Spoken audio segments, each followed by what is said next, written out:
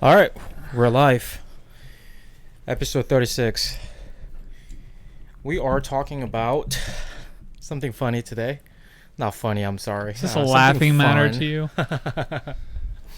What guys find attractive in girls? Ooh. Yeah. We're already slipping into dangerous territory because what I Why? find attractive in a girl is probably going to be quite different than another guy. But we'll say on average what most... On average, yeah.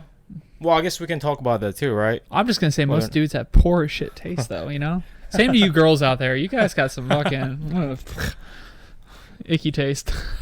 I'm tired, so you can't pay much attention to what I'm saying. I've been Why are you tired? Well, you know, I've been working on the only girl in my life, and she's a machine. My van, sweet cherry van, and she's not behaving. So the last injector won't come out. It's stuck, and it's been a full-on battle dealing with it pretty much. Yeah. I mean, several it's been mornings. there for a decade at least, right? Oh yeah, Injectors? that injector has 2005. Yeah, Yeah. that injector is older than some of the listeners out there. Yeah. Our one fan. Hey, shout out to our fan in Korea, the kid. Oh yeah. Don't remember what your name was, but It's my nephew. that's racist, man. Well, he was very sweet, by the way. Yeah, thank you. Yeah. Okay, so I guess we're talking about, on average, what men Mm-hmm.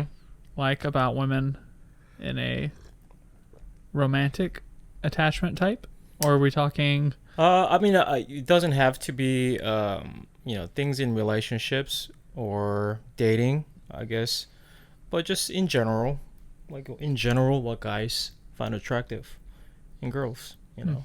I mean, first and foremost, since the speed of light is faster than the speed of sound, your looks play a very pivotal role initially, which seems incredibly shallow. But touched on it a little bit when we did dating. Yeah, right? There was we dating. talked about it, We did relationship, something similar to it. Relationship, dating, and now this is, I guess, subset of those topics, relevant.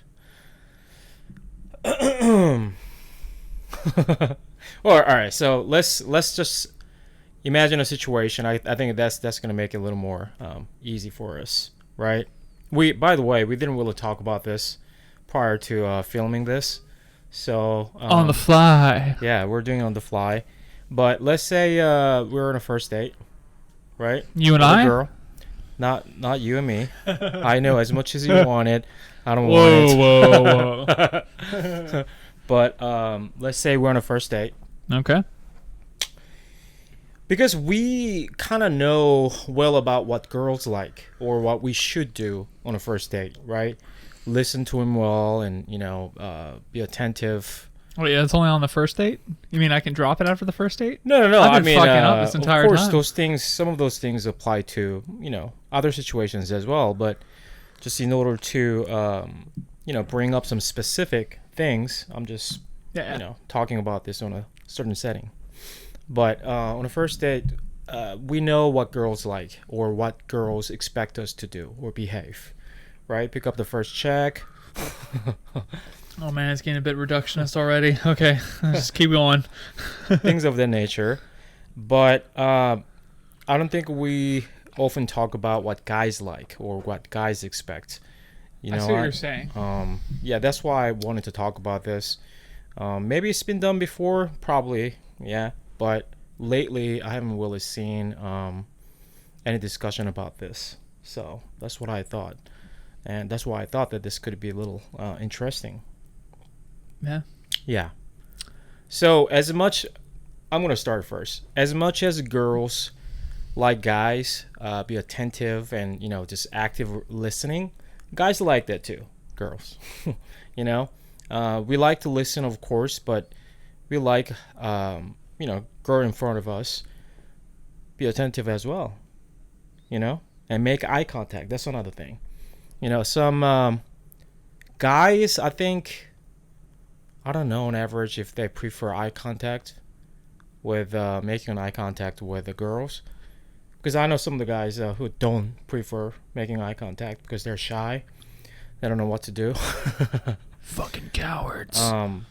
But I find that attractive for sure on a first date, especially. Trying to make eye contact actively as we talk, right? Yeah. What else?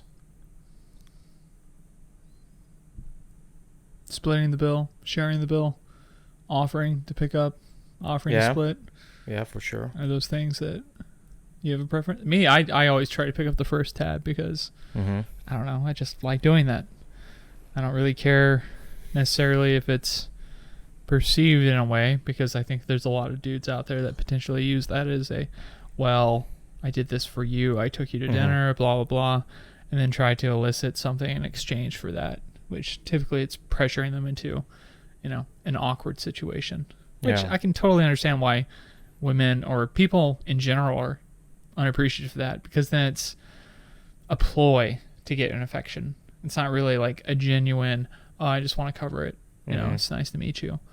Rather, it's a transactional type methodology that you're applying to your dating, which is, I think, disgusting for anybody. Nobody likes that if they can see it's going on.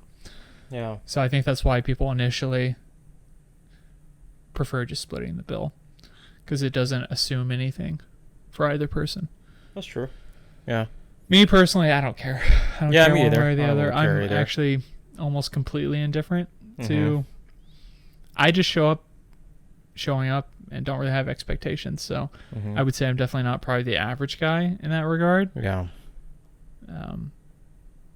So I don't know. I don't know how much I can speak to what the average guy expects in a date, because a lot of the average guys I know are just. I mean, they're average. They don't get dates very often, so they're probably stoked when they actually get one, and they have no experience, so their expectations are kind of all over the place from person to person. But meeting location, like we talked before, I think most guys, first dates as well, I think most guys prefer to meet coffee or a bar for drinks. Because, again, it's lighthearted, it's easy, kind of converse, see where it's going, what you want. Me personally, I prefer coffee dates. Yeah, same here. Or a walk or something. But coffee's the easiest way to know, because you can always leave coffee, like we've talked about before on the dating episode. Right. You can always just go do something after that. Hey, let's go get lunch, or hey, what you got doing later? Whereas if you sign up for like a dinner or something that's going to take a while, you may not like them. You have to just deal with them. That's too risky. Yeah, you don't want to be rude, but you're putting me in a position where I'm going to have to be rude because we are just not compatible in any regard. Right.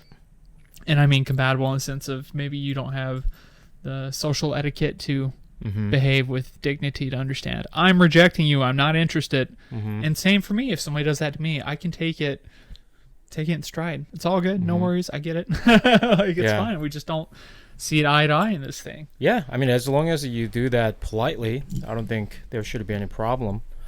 But yeah, I mean, we talked about this on dating, but coffee date is perfect in my opinion, because there's no pressure, even for guys, worrying about bills and things like that.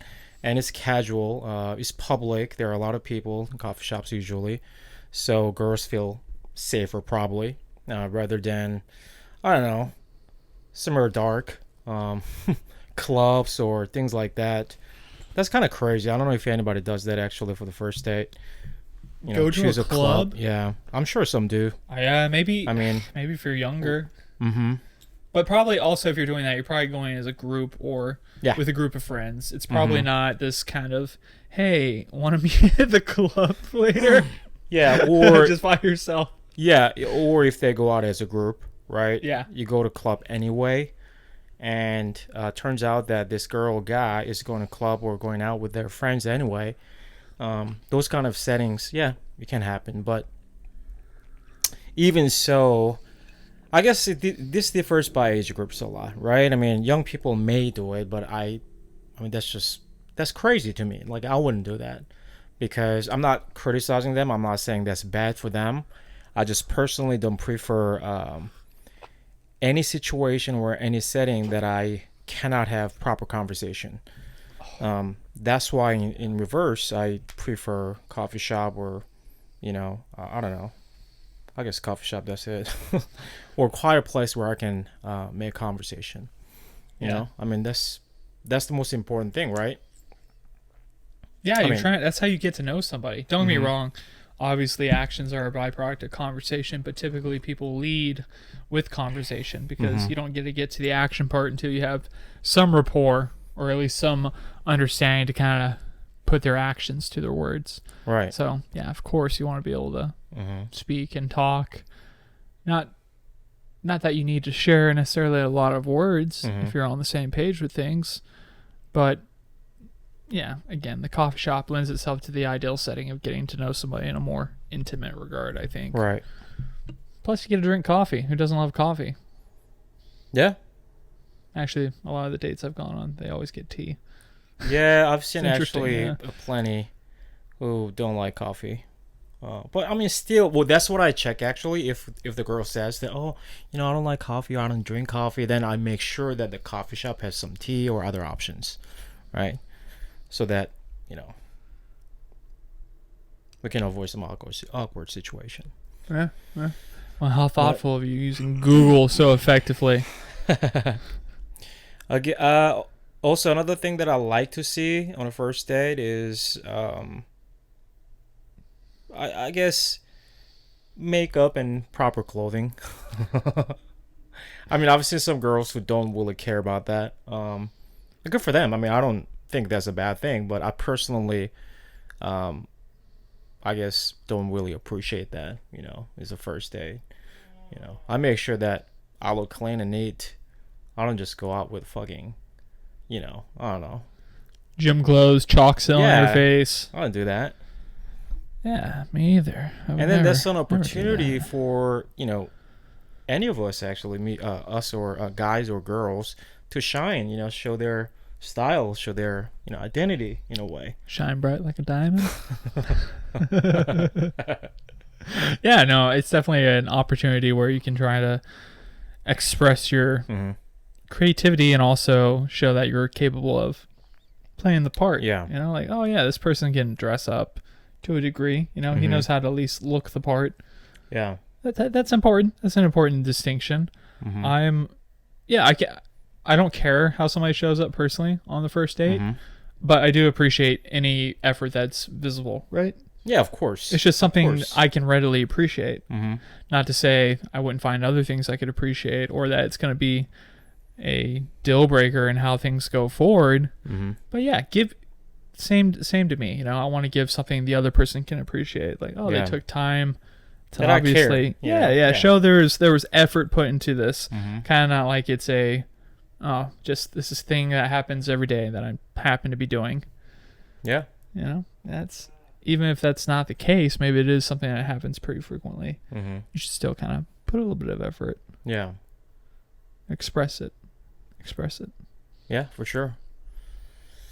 Also, what I think generally guys like to hear is genuine encouragement. I think guys find that very attractive. Are we talking about first dates? Do that. No, generally speaking, Seems like there's the general things that men and women appreciate are the same things that they appreciate about each other. It's the way you express it, though, right? Right. So you're saying, repeat what you said. When a girl encourages you about things that, especially when you're doing not good, right? When you are down or you're having difficulties and things like that, I think a lot of guys still have that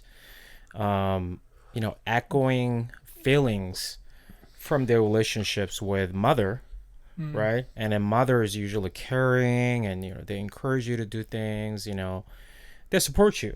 They're very supportive, right? So guys find it really attractive when they see the quality from another girl. We've talked about this before too. It's similar to, in this same token, I think this applies to girls too. That a lot of people tend to find other person who resembles their father or opposite sex parent attractive, right? You don't think so? Oh no, I Yeah. agree, but I don't think that's. I think it's an attraction by familiarity rather than personal and unique attraction. Yeah, for sure. Yeah. So yes, totally agree with you. And guys, for those out there that are hearing this, when somebody does encourage you, especially your significant other or potential romantic interest, or even a friend, Yeah. if she's a chick, take it with stride. Don't be a dickhead. Yeah. There's a lot of times where somebody's trying to be encouraging. I've seen this firsthand. I've been guilty of it. And rather than take it as encouragement, they take it as a criticism. Like they need the encouragement, you know. Like, I can do it without it. You don't need to do that. Yeah. But you just gotta sit back and be appreciative of the motive in that regard, right? Delivery can always be worked upon. It's going to vary from relationship to relationship, but you know, you can go a long way by just appreciating the motive people are trying to have. That usually will help you suss out the language and the words they're using to kind of understand the idea better, I think. Yeah. I think so. Yeah. I think that usually happens because of this defensive filter that you use. You know, a lot of people, and I think most people do, and you know that filter can be taken down when you interact with person that you know well. Usually, like your really good friends, we don't really use that filter, right? There's no ego, there's no really insecurity when you interact with those people. But when you do interact with people that you don't know well, in dating and things like that, I think people typically have activate this defensive mechanism, right? And then they can't even really hear another person's encouragement or positive message because they're really defensive. You know? Yeah. No, you're definitely right. It's something we have to avoid, even with ourselves. Maybe if we're trying to encourage ourselves, it's easy to get into a negative self-talk space within our own head. Like, you're not capable of doing this. You can't do this. Like, what makes you think today is going to be different than yesterday? Yeah. It can be very easy to run into these circles and let that dictate and control your very reality when it doesn't have to. And it can be difficult to navigate these types of situations, whether they're interpersonal relationships or the personal relationship with you have yourself or anybody. So, you know, just be mindful that these paradigms can exist and maybe you're subject to it. Yeah. And the more you become aware of how subject to these things are, the more freedom you'll have to actually have a decision, because for the first time you'll realize there is a decision. So, I mean, you can apply that to everything. You can apply that into your relationships, your interests. Hey, maybe you're showing up. Maybe you're one of these average guys we're talking about, average in regards to, like, you know, mathematically average. Not like you're an average person. I'm sure you excel in certain areas, but when you show up on a date and you have all these expectations, maybe you're missing out on the potential of who that person was, or even in a friendship regard. Maybe because you came in there with expectations, thinking like, oh, this person needs to be X, Y, Z. Otherwise, I'm not going to have interest. Whether that's for, again, friendship, dating, job, blah, blah, blah. If you open your mind, you actually be able to hear them, and they might teach you something, or they might say something that resonates with you that you never thought could. And all comes from just coming there open-minded. Yeah. You know, an incredibly valuable thing to have. I mean, like we talk about in every episode, discard the things that don't serve you, values, morals, ethics, whatever, and choose to adopt the ones that do. Yeah. And people can teach you things, even people you strongly disagree with or you don't see any value or meaning in their life. They can teach you things. Yeah, of course. You're right. I mean, that really applies to just general relationship, right? You got to be authentic and genuine to, if you want that person, you know, is genuine as well, right? I mean, you're not genuine and you cannot expect the other person to be genuine as well. I mean, that people can usually sense that when you're not being genuine, right? When you're trying to sugarcoat things about yourself and showing off or whatever those things that you associate with yourself, typically people can sense that, right? So I mean that's a baseline starting point in my opinion, that if you want to build really meaningful relationship with someone or moving forward, then at the very least you got to be genuine. Yeah. And I think as you get closer to this ideal, genuine state, you stop caring about other people's states if they're being genuine or disingenuous, because you only care that you're being genuine, and thus you can easily navigate circumstance and situations. Yeah. Because then you'll just come, oh, they're not genuine in this regard. And people are genuine to certain degrees in different areas and avenues of their life. Of course, we can't have complete genuineness in everything. It's just, I don't think it's possible, even though if we strive for it. So again, it makes the kind of deciphering process easier. Yeah. When you're genuine with yourself, it becomes easier to see what's an acceptable level of genuinity from somebody else. Yeah. And on that note, get out of here, you people that aren't paying for this. We're going to go talk to the genuine people like us. We're done with you. Yeah. This is the end of the free version this week. Thank you for listening. I'll see you next week. Bye. Wait, I'll see you next week too. So rude, this guy.